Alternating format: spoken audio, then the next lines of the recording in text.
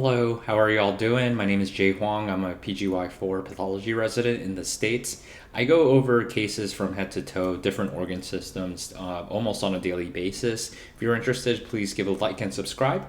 Without further ado, thank you to Pathlibrary for this case of a 6 centimeter gastric mass in a 35-year-old female. All right, so what we see here is spindled cells. We don't appreciate any gastric glands. And at a glance, they look kind of like palisading and vericate bodies. But common things being common, this is most likely, or this is a GIST. Gastrointestinal Stromal Tumor. This is the most common spindle cell neoplasm in the stomach. Your differentials include leiomyoma, where you can get like 90-degree intersection of fascicles, but GIST would be more haphazard.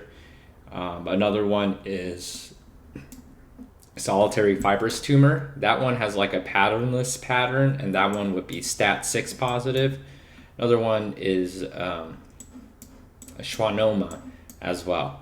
So for GIST, the culprit cell is the interstitial cells of Cajal. Those are the pacemaker cells of our intestines.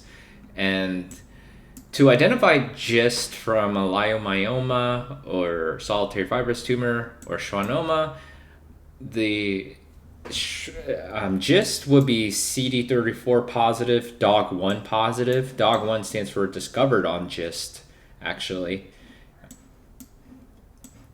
And it would be CD117 positive. And for leiomyoma, it would be more SMA positive, and you wouldn't really get CD34 or DOG1 positivity. And then lastly, schwannoma would be diffusely S100 positive. And so GIST, the prognosis depends on the size, the mitotic activity, and the location, whether it's like in the stomach or small bowel or elsewhere. The treatment for GIST depends on the mutation. So the most common mutations are PDGFRA and KIT. And that, if you don't have those mutations, you can treat with imatinib, which is something also used to treat with CML. Another mutation that's becoming more well known is SDH deficient GIST, and those that are SDH deficient GIST will be multinodular. They'll be more epithelioid in cytology, and they have a higher risk of lymph node mets than your just conventional GIST.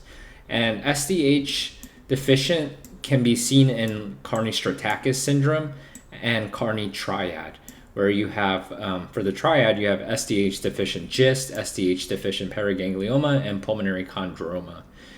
For Carney-Stratakis, you'll have paraganglioma and GIST. So when you see a spindle cell neoplasm in the stomach, I guess the key point is just think GIST, and then use your immunohistochemistry markers to identify. Well, that's it for today. I'll see y'all tomorrow. Bye.